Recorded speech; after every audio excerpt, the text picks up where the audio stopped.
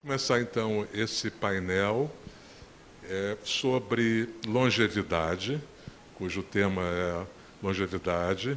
Eu sou Ricardo Frischtak, sou atuário, naturalmente, sou do IBA, muitos talvez devem me conhecer, e sou um dos responsáveis pela construção da tábua BR-MS da população de segurados. Nós temos aqui duas pessoas, dois técnicos,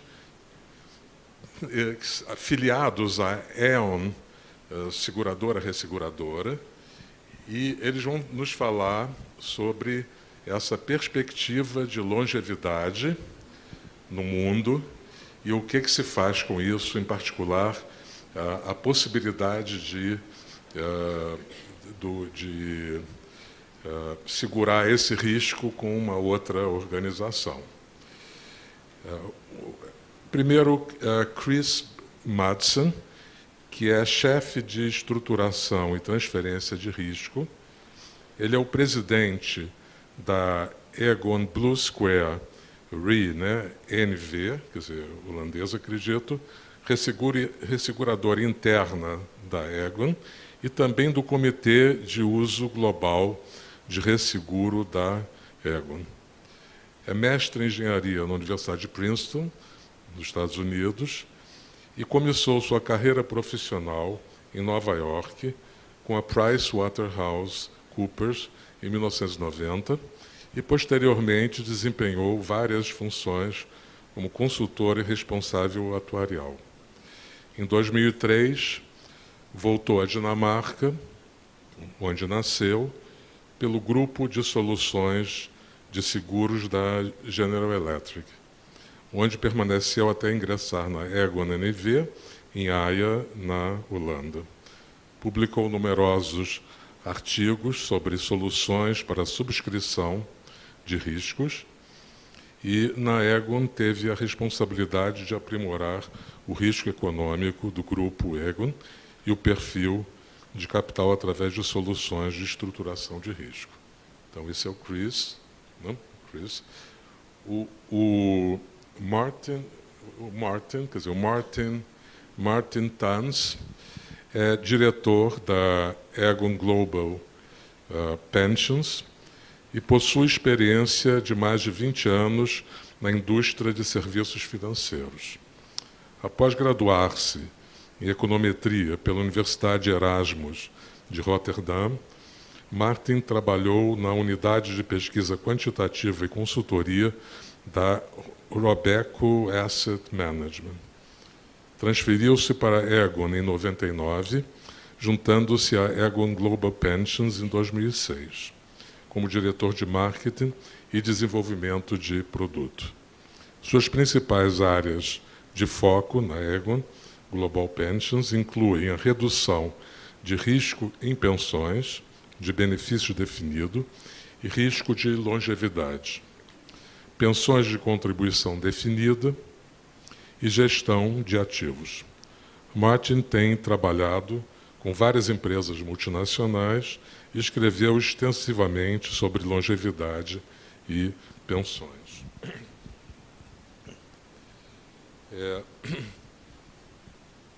Basicamente, com licença. Eu, então, gostaria de dar boas-vindas para os nossos palestrantes. Eles vão falar sobre esse tema. Vocês podem interrompê-los se tiver alguma dúvida específica. Já foi falado, eles não teriam nenhum problema de serem interrompidos e responder alguma questão. E quando acabar a apresentação deles, de aproximadamente 40, 50 minutos, eu falarei um pouco sobre isso, tá? Mas vocês podem, então, interromper, desde que seja, óbvio, pertinente aquilo que eles estiverem falando. Tá bom? Obrigado.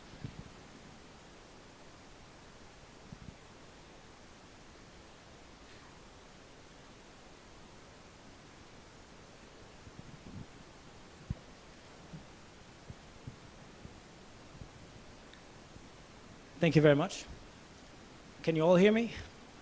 Also the interpreters in the back? Perfect. So Martijn and I are very, very happy to be with you here today. It's an honor to be part of the actuarial efforts going on here in Brazil. I'd also like to take the opportunity to congratulate the organizers for putting together what is clearly a fine and well-attended conference. We're going to talk a bit about longevity, as was just mentioned. At Montreal Aegon, we've done a number of pension transactions globally. We have our internal model and our economic framework, which is calibrated to more than 12 countries, and we've done transactions on that basis in several countries. So in what is really a very, very short span of time, we will try to share with you some of the observations that we have made, some of the lessons learned. Our presentation is divided into two sections. The first one on longevity risk. So I will talk a bit about the model, some of the technical background, and Martijn will then take you through some of the market solutions. So as I mentioned, we do a number of research projects at Aegon on annuities and what happens to people when they age. So apparently this is what's going to happen to me when I age. As you can see, this is what I used to look like. Well, with that, there you go. And I've already grown the beard, so apparently they were onto something. Martijn is also going to age, and he's going to be a bit grumpier at his in his old age. In fact, he tells me that his kids were terrified when they saw this. Not to mention his wife. But the good news here, though, is that if you see yourself aging, what we found in this study is that if you see yourself aging, if you can imagine yourself old, you tend to plan better for retirement, which actually makes sense, right? So if you imagine yourself in old age, you're more likely to think, what am I going to do? What would I like to do? Well, from there to how am I going to fund it? It's not a big jump, right? So seeing yourself aging helps plan better for retirement. So, longevity. There are many press quotes daily that can be found on longevity. If you go out and you Google longevity, you will come across all these and more. Very broadly speaking, they fall into two categories: behavior and science. Behavior is very much about sharing information on how we can extend lifespan. So that has to do with diet, has to do with exercise. And then, for example, recent studies have found that if you cut your calorie intake by a margin, then your life expectancy increases by a certain amount. Of course, there's a point at which you then decrease your life expectancy, meaning you obviously shouldn't stop eating. But these studies continue, and the internet really helps share that information. It's one of the reasons why we continue to see life expectancy grow so rapidly. On science, there are many promising areas, and there have been many promising areas in the past. If we look at areas like genetic research in particular, it's one of the areas that I think we have to point to where we will continue to learn more about the human DNA and how we can actually repair that over time. Aging is very much a process where DNA starts breaking down, and in our younger ages, DNA repairs itself. But as we get older, that process doesn't work so well. If we can better understand how this process actually works, then we'll continue to have a good chance of reducing mortality rates due to cancer, for example. So indeed, as the last quote down here says, today the information becoming available through genetic research is like an avalanche, a tidal wave, and we're really just beginning. We probably need to go out to around 2030 before we really start realizing the promise of all the genetic research, but it's coming, and you increasingly see a lot of the data mining companies like Google and Oracle getting into this area, together with some of the biotech firms. So what does all this mean? Well, we're getting older. No surprise there. What's interesting, though, is that often we think about life expectancy as a single point estimate, but of course life expectancy is and has historically been dependent on the year you were born. If you look at 1930, then that's actually when the retirement or where the life expectancy was 65. This is also the basis on which many pension plans base the retirement age of 65. Of course, what has happened since then is if you look at Martijn's and my generation, for example, so people born in the 1960s, life expectancy is going to be in the low to mid 80s and could be 5 years higher or 5 years lower. And of course, the cost associated with this discrepancy can be significant. For every year of life expectancy, a rule of thumb tells you that you should have around 4% more assets. So it makes a big difference. And of course, for our kids today, they can realistically be expected to live to the mid 90s, and it may be higher, maybe lower. And there's a range of close to 10 years in each direction on that. So again, significant uncertainty. But even at the lower end of the spectrum, you see an increase. So if we look at mortality trends, I mean, well, what is so interesting though is that they've been linear for at least the past 160 years. And so here you're looking at three broad age groups, going back to the 1900s. And then we also have the same chart back to 1850, and it shows the same thing. But indeed, you can see the rate of improvement is very linear on a logarithmic scale, and this is true for all age groups. Now, of course, things happen along the way, and these are significant events that take a significant human toll, but they don't actually invalidate the long-term trend. In fact, what you often see is that after a significant pandemic, there is or in this case, starvation. This is after World War II in the Netherlands. What you generally see afterwards is a counter effect. So if a pandemic hits, usually what happens is that it's the lives that were going to die during say the next 10 or 20 years that die during the pandemic. So if you will, the impaired lives decease, and then they don't die later on, so then the future mortality rates improve. And overall, of course, the trend is intact. More recently, we see smoking, and this lasted for several decades, a significant smoking hump, in particular for the age group 45 to 65. And again, out here, with smoking rates decreasing, we see significant decreases in mortality rates. And this is one of the reasons that longevity in the Netherlands in particular has caught such attention over the past decade.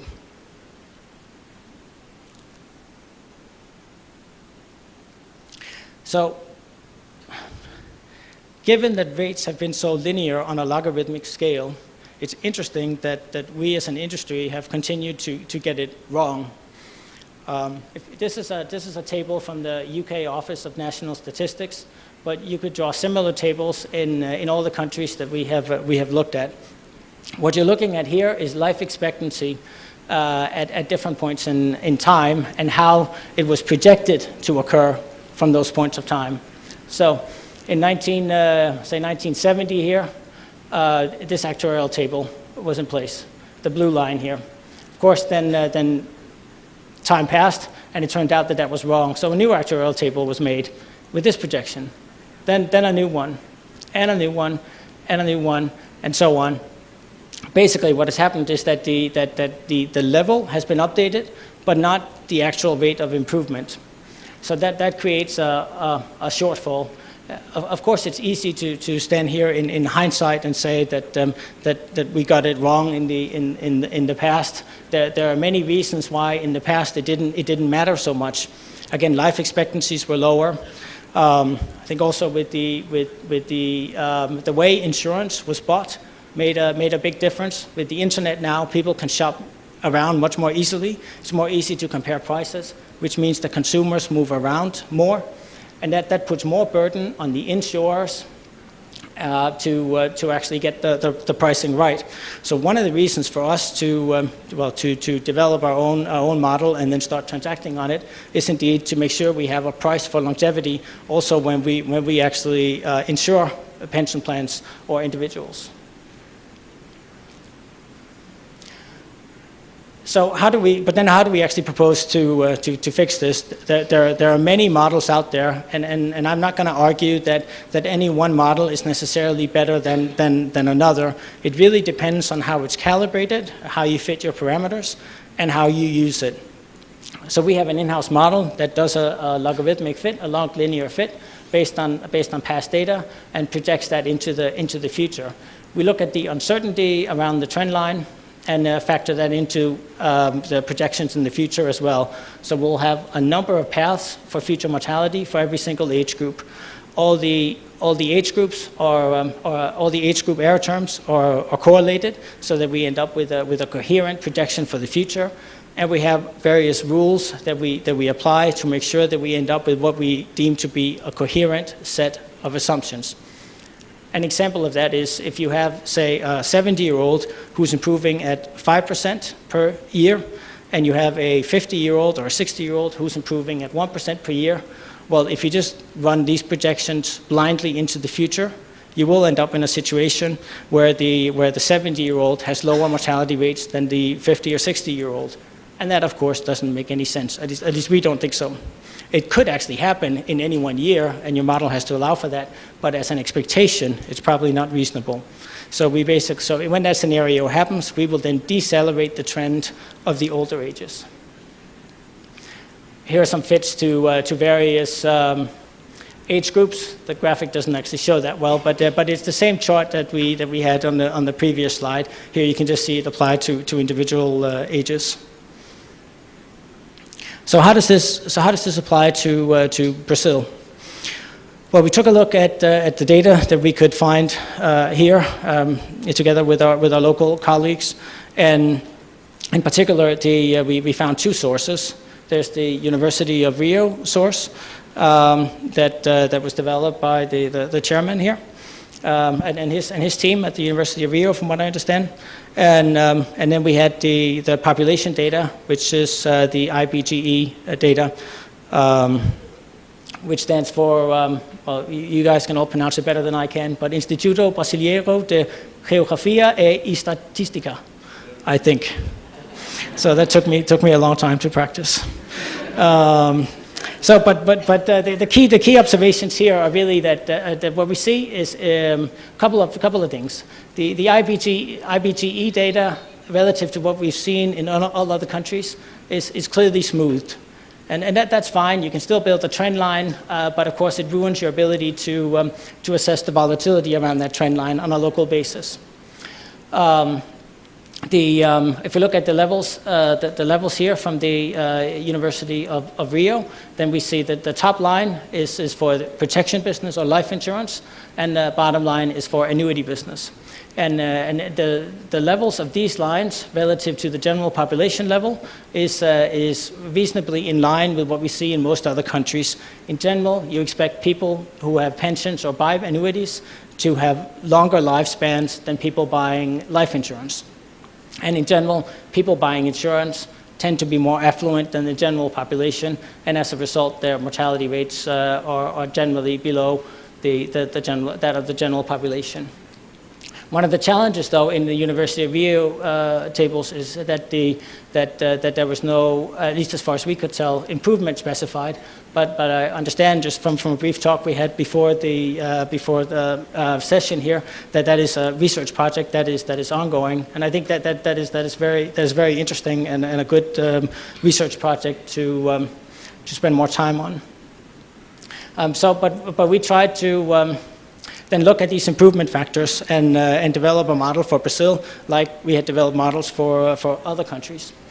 So looking at the IBGE data, if you just look at the improvement factors, here's the picture that emerges. Here we're showing it for the main retirement ages, so 60, 65, 70, and 75. And what stands out is that you can see the rate of improvement for Brazil is lower in 3 of the 4 cases. But watch what happens here. all of a sudden Brazil pops up. And this is also a trend we see for the younger ages. So I would propose that if we look at this in 5 years, you're going to see this effect on this chart as well. And if you look at it in 10 years, you're going to see this effect in this chart also. And so I think there's a significant growth curve coming, barring, of course, any significant pandemics or some sort of economic disaster, which we saw earlier, can always impact the short-term trend. So, factoring all this into to our stochastic model, we decided to look at it indeed, starting with the University of Rio rates as good best estimates for an insured population, but then we then applied the UK improvement factors to these rates going forward, because then we also had the availability of the error terms. And then you can develop the different curves here. Each of these is a mortality curve, but you have the ages on the x-axis and the mortality rate on the y-axis. And of course, like any other mortality curve, they're upward sloping. But what we're able to do, but with the application of our framework, is basically move these curves out and to the right in a coherent fashion. And this is actually the same data, but just looking at it in a different way. Here you see the mortality rates decreasing for the key ages. So in this case, you have 80-year-olds basically with a mortality rate of close to 4% today, being cut in half roughly out by 2050. If we translate this into life expectancy, the following picture emerges. So here's what a life expectancy would look like. This is for females, by the way. Life expectancy without improvement would be roughly 21 years or 22 years. If you factor in improvements, then you're looking at something like 27, 28 years, and it may be closer to 32, or it might be closer to 23 or 24. This will continue to increase by 2 to 3 years every decade. And if 2 to 3 years sounds like a significant increase, I'll point out that that's basically the rate of increase that we've seen over the past a century. So 2 to 3 years is pretty much the improvement curve that we're on, and from where I stand, I don't see any particular reason to expect that to change over the next several decades. With that, I'll hand off to Martijn, who will talk a bit about market solutions and what we do with all this data once we have it. All right. Thank you, Chris. Can I have... No. Thank you. So can you hear me? Yeah. Right. Thanks, Chris, for those words, and thanks again for showing that picture. So it didn't really help me to connect with my retirement, but the other things Chris was mentioning are generally true. So we'll go with that.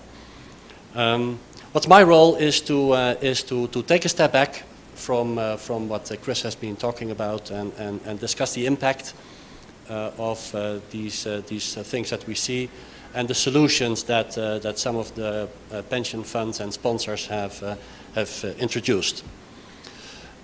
I would also like to say that if there's any questions now already, then we're happy to be interrupted. Of course, I'm also happy to carry on with the impact of longevity. I think Chris already mentioned the financial impact, right? And that's of course why this is gaining a prominence. Every year that life expectancy increases, broadly speaking, there's an increase of 4% that you need in the reserves of your pension fund. This is clearly an issue in and of itself, but it's a bigger issue against the background of declining fertility rates. Which has a huge impact on the dependency ratio, on the ratio of pensioners over actives, or pensioners or people who are contributing, which is clearly putting a huge strain on government finances and pension funds. And there's really nowhere to go anymore, right? Everybody is faced with the same problem, and as governments are retreating, there's more pressure on the pension funds, but the pension funds experience the same problems. So it is really something that we have seen gradually become more important when we look at the risks of pension fund. So clearly, interest rate movements or equity market going up and down has a much bigger impact year on year on a pension fund. So life expectancy doesn't quite work like that. It is more gradual. But it is gradual and steady, and every year it adds to the problem, and there's really no escaping.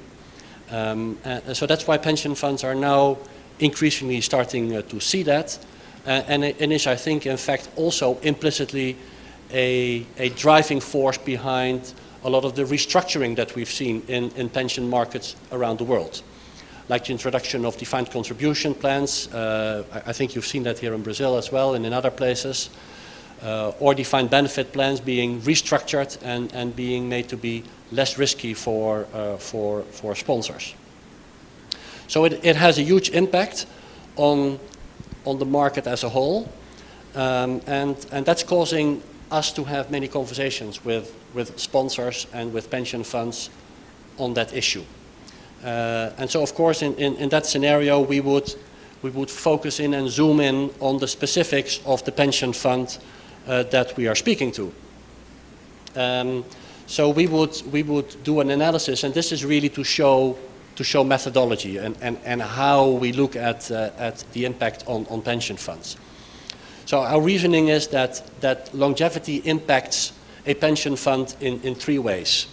So we start up here with the mortality scenarios that Chris has just outlined. So this is really the core engine of our scenario modeling, where we have our projections of what mortality could be in the future, which we use in our cash flow modeling.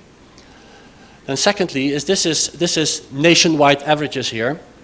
Then clearly any one pension fund may well have different drivers of longevity. The pension fund may have a bias to a particular region or a particular industry, and there's clearly, in most cases, drivers that would cause the pension-specific mortality rates to be different. So that's also part of the analysis, to look at the specifics of the pension fund. And then the third aspect here is really the element of chance. It sounds sort of obvious, but of course, even if you know what the mortality rate is, you still don't know when the members in the fund are actually going to die or not die.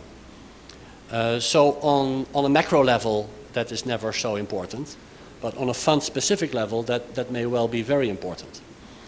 So that's what we do here. So these three factors are input into the cash flow modeling, where we run maybe 1,000 or 2,000 or 3,000 scenarios. In every scenario, we would pick a mortality curve, which could be different in its own right because of the uncertainty around that. And then we let the fund go through the future, if you like, step by step, and by throwing of the dice, governed by the mortality rates that we have here, determine whether the individual members, will die or not die. So it starts with this blue line, which is one scenario, and this is, I should say, for an example for a pension fund that consists of only 15 people, right? So this is really for education or explanation purposes, to show that. So this, we actually go through the throwing of the dice, and this is somebody retiring, somebody else retiring, somebody dying, so we don't need to pay anymore. Somebody else, this was the director who was dying, so there was a big chunk out of the pension payments that we didn't have to make anymore. So this is one path. Then we do 1,000 or 2,000 of those, and then the other lines really show the distribution of what could happen. Right, so the key here is that a cash flow projection is no longer one single fixed line, but it is really a distribution of lines of what could happen. And of course, is the start of any risk management exercise, is to have an understanding for what could happen, and then try and think about ways to deal with that.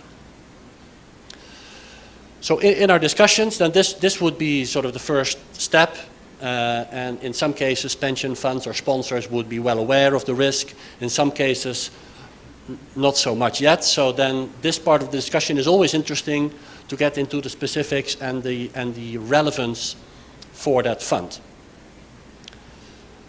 So then, of course, the next step is okay, so if this is what it is, and I understand what you're saying, then what can we do about it? So the next chart is one that we would typically use to go through some of the solutions that are out there. I won't cover each one in detail, but there's 3 here that we will cover in later slides in a little bit more detail. But I wanted to show this chart because it shows how it all hangs together, right? So this is the starting point of a pension fund may be here. So this is a pension fund, a defined benefit fund, who is in an investment strategy with a certain risk and a certain return, hoping to balance the books going forward. Then there's essentially 2 kinds of risks that the pension fund is exposed to. So what you see here are actuarial risks, mortality, longevity, and along this axis there is investment-related risk, interest rates going up and down, equity prices, inflation. So in terms of protection, this route has been tried by many funds in Europe and in the US for a long time to introduce investment strategies that would help immunize the fund for the investment-related risks. I won't cover that in so much detail. Up here is the buyout, and I will cover that later, and the buyout is really sort of the most drastic solution and covers all risks all in one go. And the buy-in is a variant of that we will also cover. And then the newest kid on the block in terms of risk management is up here, where pension funds have said, look, I understand the asset risks and I have something in place for that. I really don't want to do this for one reason or another, but I am concerned with longevity risk. So give me a solution that addresses longevity risk in isolation. And that is really the most, sort of the newest type of solution that we've seen, which I'll also cover in 2 or 3 slides. So the first one is the buyout. And I don't know if that term translates to your market, but really what it is a scenario where there's a corporate sponsor who has a defined benefit plan, who's sponsoring a defined benefit plan. It will typically be closed, and there's risks still for the sponsor, and there's really an element of thinking, look, can we not deal with all of those risks all in one go?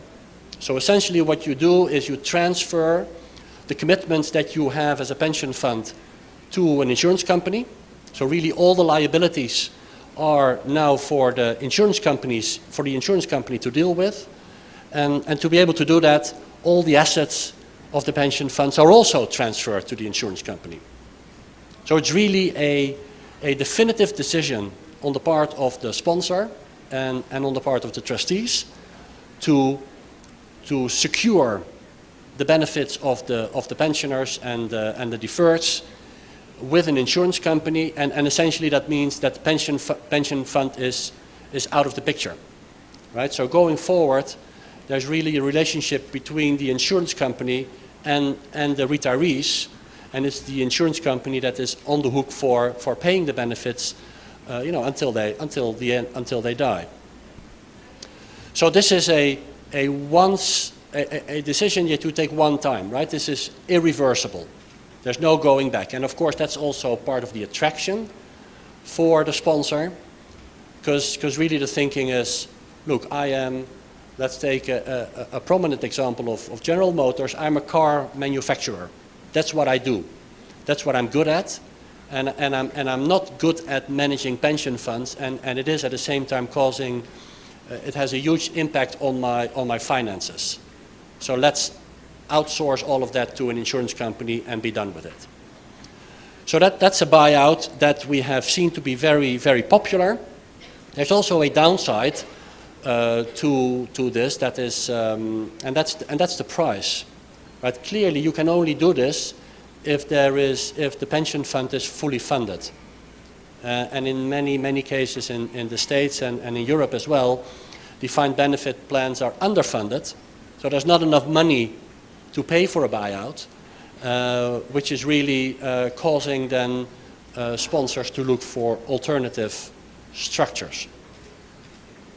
And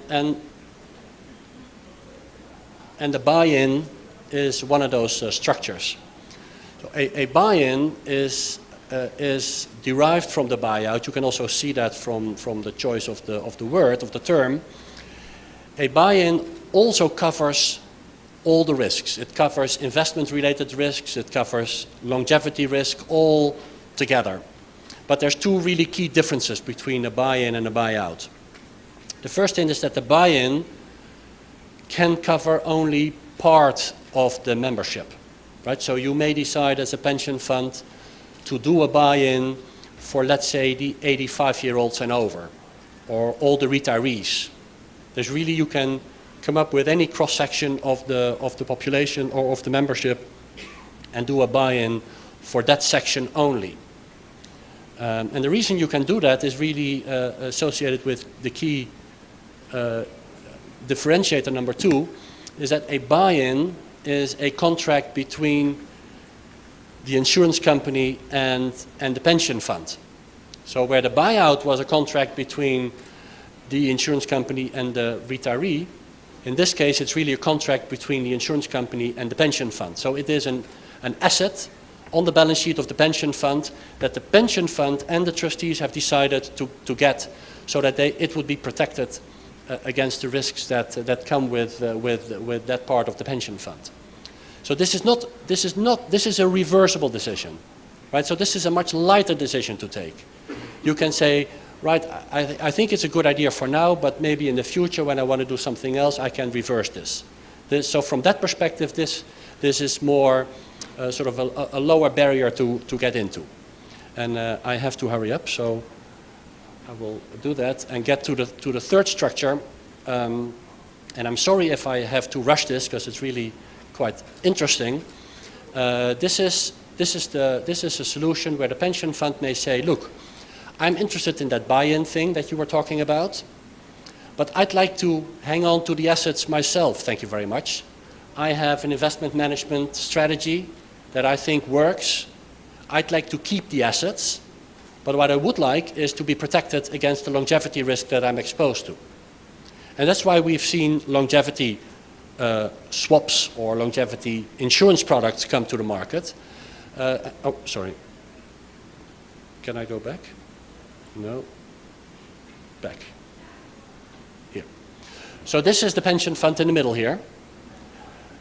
The pension fund has a commitment to pay to the participants, to the pensioners, a retirement benefit, cash flows, which we call floating, because there's an element of uncertainty.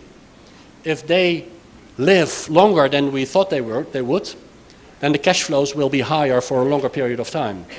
So that's the uncertainty that the pension fund is exposed to. So then the pension fund turns around, goes to the insurance company and says, look, could we not do a deal where you pay me, going forward, exactly what I need to pay my retirees? Right? So that's also how the contract would be worded. You just pay me what I need here. And then in return, I'm going to also give you cash flows, payments, but they will be fixed. So we will agree beforehand for every year in the future what that number is going to be, so that I know what I'm going to have to pay. So then the pension fund is protected, because this guy here and this guy here, they cancel each other out, and in return there's a fixed set of cash flows to the insurance company. So this provides protection for the longevity risk, and as you can see, the assets, the capital, don't change hands and remain with the pension fund. So here's a chart that is, I could spend an hour on, but I won't, of course. And this is clearly comes from the same scenario modeling that I showed in sheet number 2, where where the purple line here is what we think the cash flows are going to be like. This is our projection based on Chris's mortality rates and projections into the future. This is what we think it's going to be. But it could be as low as this. It could be as high as this. The red and the green, they are percentiles that show the distribution. And all these gray lines here are individual scenarios. So that's the risk that the pension fund is exposed to. And what we would say, look, what we can do for you is you can exchange all of that risk for this single blue line. Right? So that's that fixed set of cash flows that we were talking about.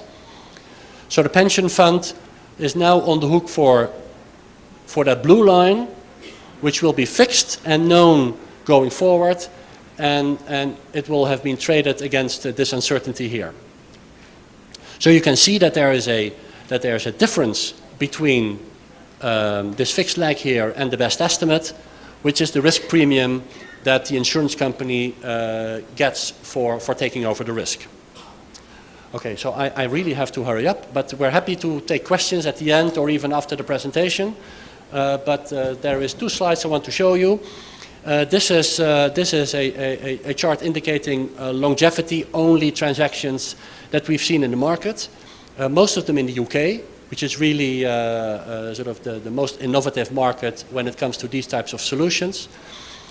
So that started in 2008 with transactions. In fact, we started looking at this market, I think, in 2009. We have priced most of these transactions, but didn't actually participate. And then here in the end, you can see us participating in this transaction. And this is one I wanted to highlight also, is really our own transaction where Aegon, as an insurance company, clearly is exposed to longevity risk as well, through all the annuities that we've written in the past. And so we are in a way faced with the same risk. And this transaction was clearly, sort of in my mind, a landmark transaction because of a number of things. Because of the size, 12 billion euros underlying reserves. It's also the first transaction not taking place in the UK. This was for our Dutch book. And what's interesting here is that, and Chris is really the one who constructed this solution here, is to create a solution where we were able to pass on the longevity risk to capital markets investors. So there's clearly a debate going on if there's longevity risk. There's so much longevity risk in the market and all of the pension funds that we have around the world that the insurance community is not large enough to capture all of that. So we need to find a way to get to the capital markets investors, and that's really what we did in this transaction, which was appreciated by analysts who are following. So this is news on Aegon. When we did this transaction, share prices rose by 7% when we announced it, and it's really showing how people appreciate, or analysts and investors appreciate, the fact that companies and sponsors address the issue of the risk that they face with and put something in place to deal with that. So I hope I'm still more or less okay. I think that's it. Thank you for your attention so far. I hope you liked this, and I hope we have time for questions.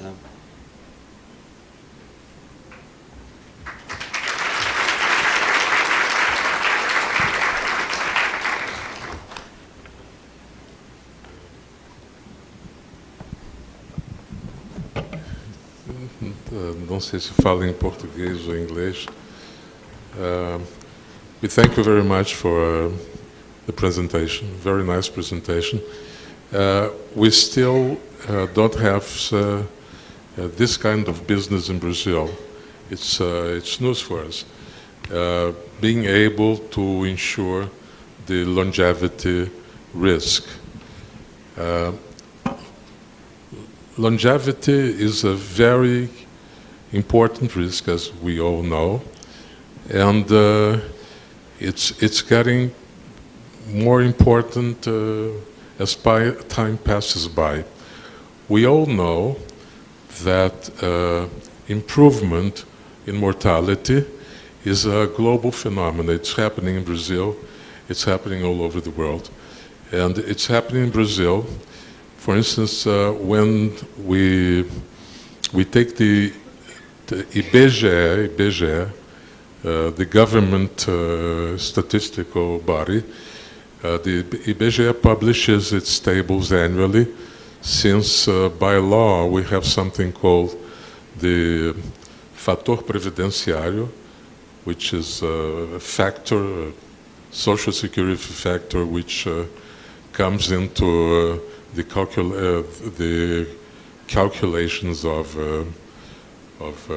government pensions.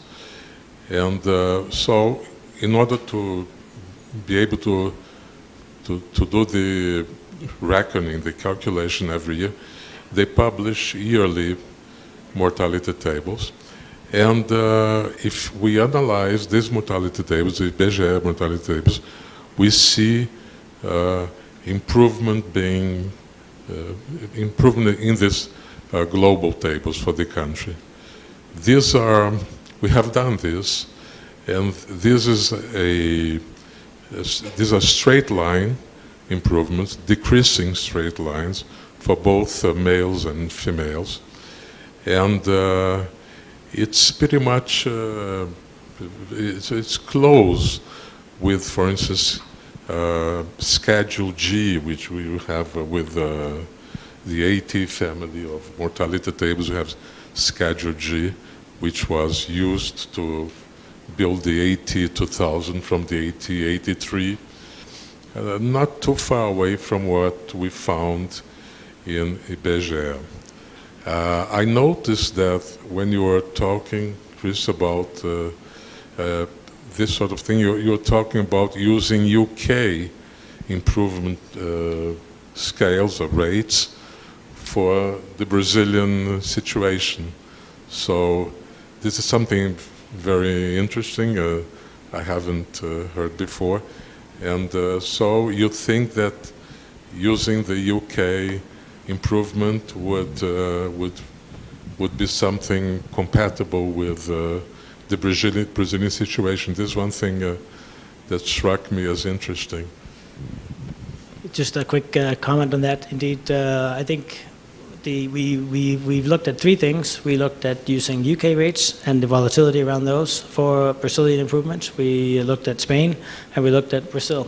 The challenge we had with Brazil was that we didn't get any of the volatility around the data that we had. So it seemed prudent to look at improvements from another country where we could. But these are only rates of improvement, so not the levels. So, but indeed, I'm not here to suggest that Brazil is exactly like the UK. But I think if you want to learn from some of the developments in other countries, right? I think over the long term, improvements in most countries are quite similar. Yeah, probably so.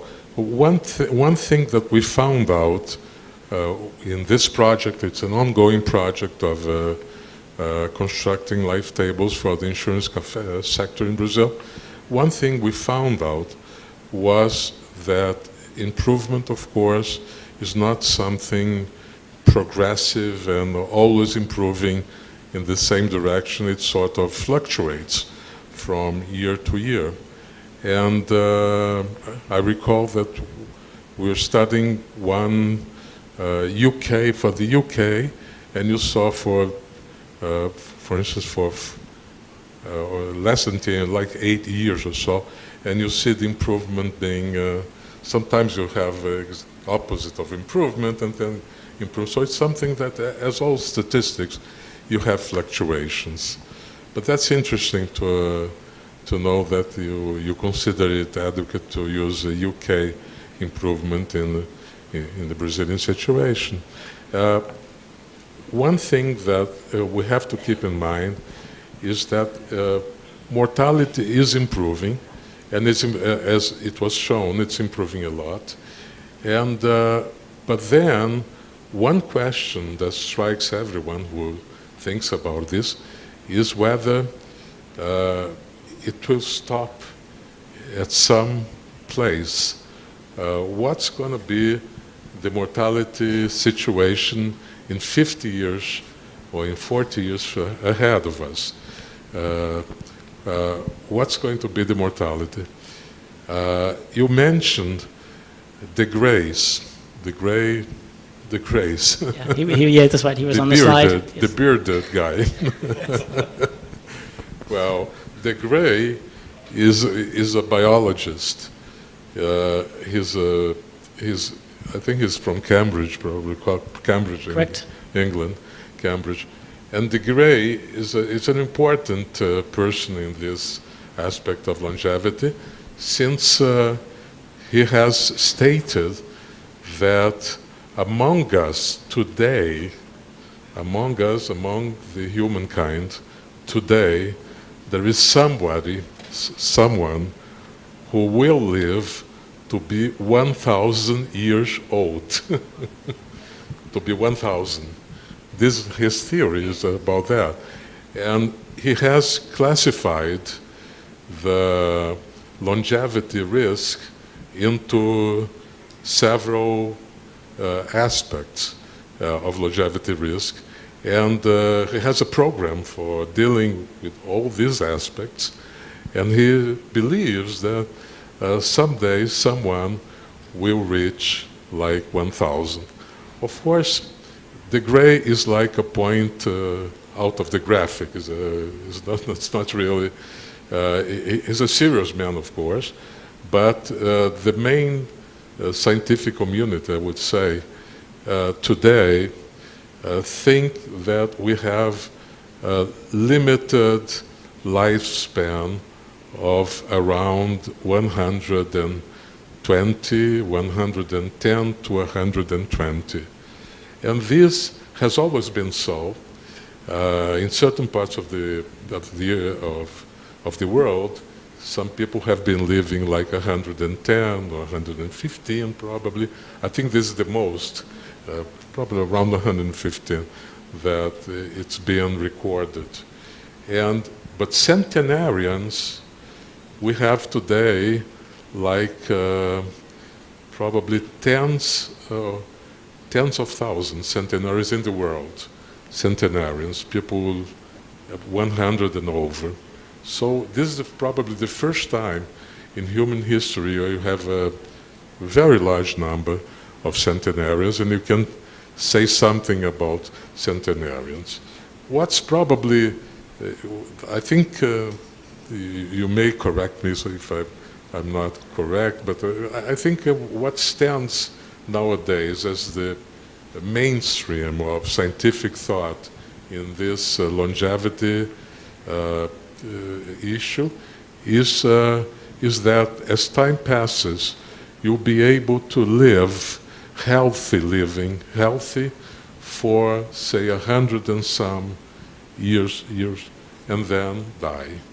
So nowadays, I think the holy grail of longevity, as far as I can see, is that living up to say 110, 100, and then dying, but living healthy. And this would be just fine. But some people consider that this is really not the case eventually. There is a group of people called singularity, the singularities. And what's a singularity? The singularity is these are serious guys. And the leader, it's called Kurzweil.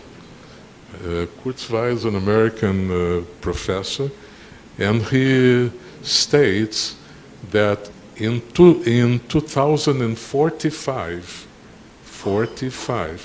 so it's like in 32 years,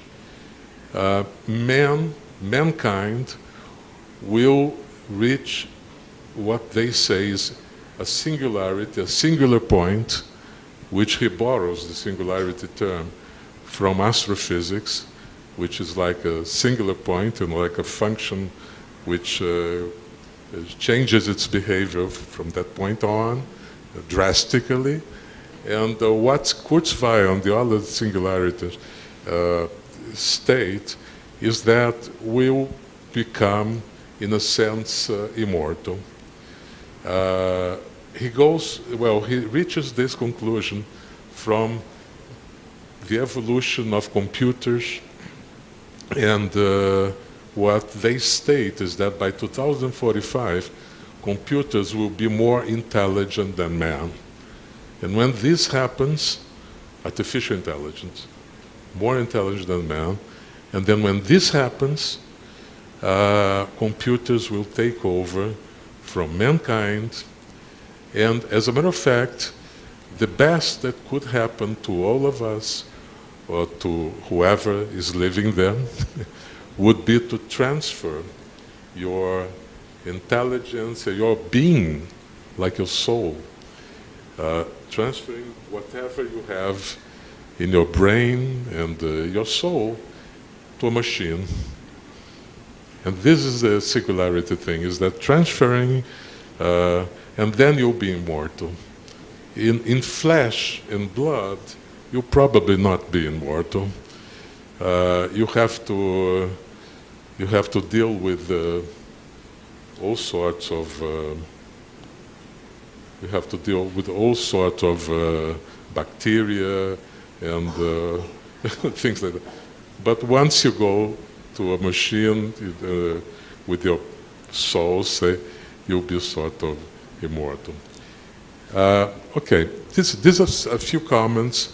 I think it's very interesting to know that in other places of the world, in Europe, in the UK, you can transfer the longevity risk nowadays and to insurance companies, which is something that in Brazil hasn't been done. And I think there is a market, probably a very strong market for that. If this would be offered, and if it were within Brazilian regulations, within Brazilian law, the possibility of, for instance, the buying out, I think this would be a very welcome development in this country, since all of us who are in this sort of business, we know that many pension funds would very happily go into buying out, and even buying in also, as you very well stated. It would also be very interesting for us. Okay, do you have questions?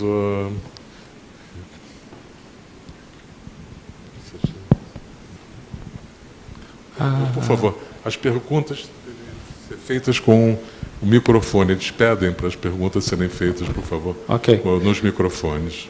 I'd just like to know how to achieve the relationship between the longevity and the 4% in asset. Which aspects do you consider in this count to find this relation between the 1 year you increase in longevity, you need to have 4% in your asset?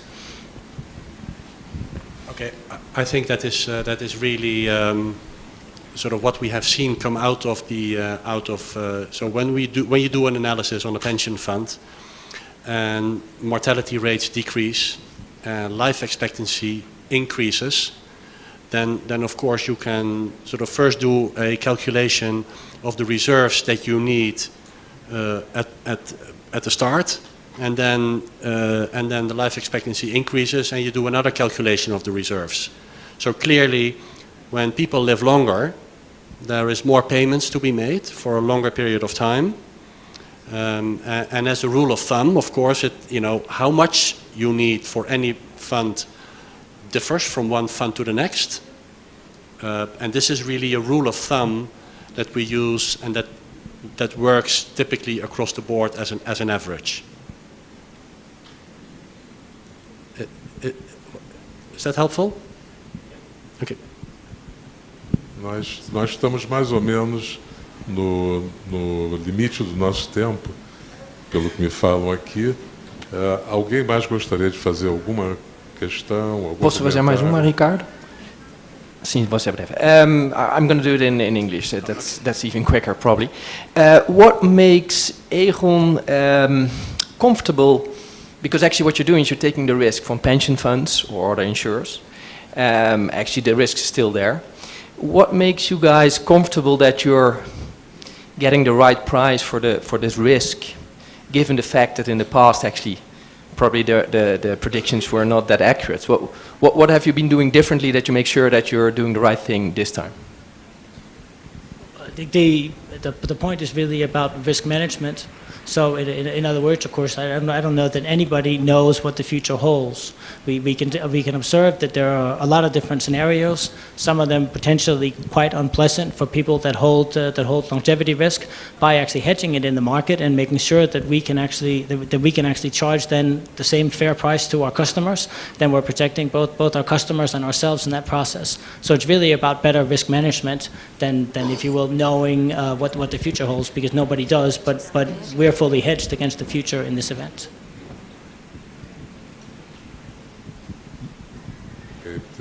Devido ao tempo, eu gostaria de agradecer aos palestrantes, a palestra muito interessante. E se vocês tiverem mais perguntas, por favor, podem encaminhar por escrito, que eles responderão. Ok? Muito obrigado.